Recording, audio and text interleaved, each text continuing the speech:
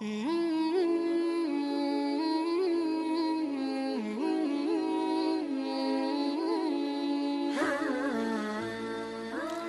تمہاری شادی ہونے والی ہے،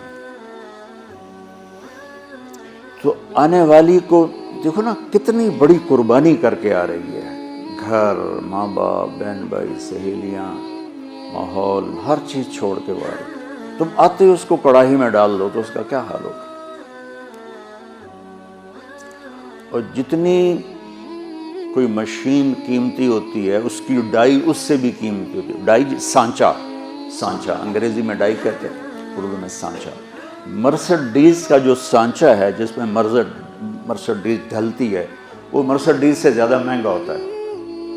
اس پہ کوئی ذرا بھی خراش آ جائے نا اس کو تبدیل کر دیتے ہیں، نیا لگاتے ہیں۔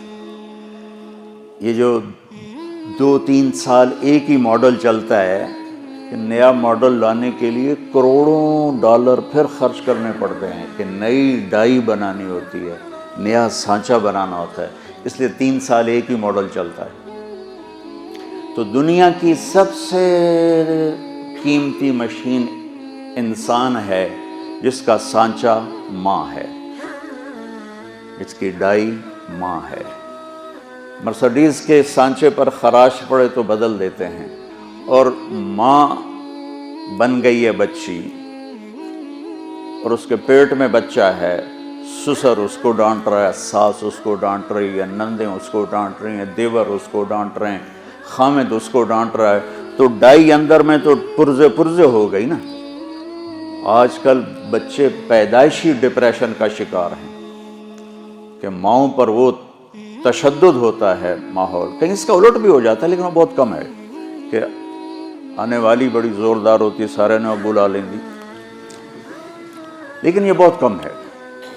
زیادہ یہی ہے کہ آنے والی ایک عذاب میں پھنس جاتی۔ تو اس لیے میں نے کہا بیٹا ہمارا دین ہمیں کہتا ہے کہ لڑکا بھی گھر چھوڑے، لڑکی بھی گھر چھوڑے، اور اپنا الگ گھر بسائیں تاکہ 2 کے مسائل ہوں۔ اب جو بیچاری جاتی ہے وہ سارے گھر کی خدمت اس کے ذمہ ہو جاتی، ماں کی بھی کرے، ساس کی بھی کرے، سسر کی بھی کرے، اور خامند کی بھی کرے، خامند کی بہنوں کی بھی کرے، گھر کے برتن بھی صاف کرے، جھاڑو بھی دے، سارے کام اس کے ذمہ ہوتے ہیں۔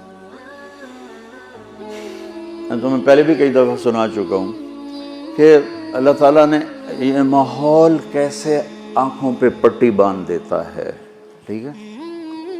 میری شادی ہوئی فیصل آباد، میرا گاؤں، اس وقت وہاں بجلی بھی نہیں تھی، تو میری بیوی شہر سے اور وحشت زدہ، ہماری جانگلی زبان وہ سمجھتی نہیں تھی، چپ کر کے بیٹھی رہتی تھی، تو وہ پھر میرے پاس روتی، تسی بولی جاندے ہو، میں نے پتہ ہی نہیں لگتا تسی آگ کی رہے ہو، ایسی کیفیت۔ اور اللہ نے آنکھ کھولی تو نوکر، کھانے والے الگ، پکانے والے، کھلانے والے الگ، پکانے والے الگ، سودا لانے والے الگ، حکا بنانے والے الگ۔ حکے کا ایک مستقل نوکر ہوتا تھا جس کا کام تھا صبح حکا تیار کر کے رکھنا اور پھر عصر کے بعد دوبارہ حکا تازہ کر کے رکھنا۔ اس وقت حکے پر پوری مجلس لگا کرتی تھی۔ تو میں نے اپنی ماں کو کبھی نہیں دیکھا کہ میری ماں کو اچھا پکانا بھی نہیں آتا تھا، اور روٹی گول نہیں بنا سکتی تھی چونکہ سارا کام تو نوکرانیاں کرتی تھیں، تو میری ماں کو کوکنگ نہیں آتی تھی اور نہ ہی کوئی روٹی پکانی آتی تھی۔ بطور عورت تھوڑا بہت وہ جانتی تھی، لیکن چونکہ کام کرنے والیاں ہوتی تھیں تو ان کو بھی ضرورت نہیں پڑی۔ اب اس ماحول میں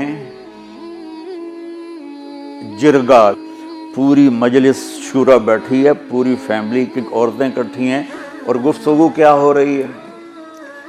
تیری ماں تا چولہے تے سڑدی پئی ہوندی ہے تے بیگم تیری ٹھک تے پیڑے تے بیٹھی ہوندی، ٹھک تے منجی تے بیٹھی ہوندی۔ اور میں ہنس پڑا، میں نے کہا میری ماں کداں چولہے تے سڑی؟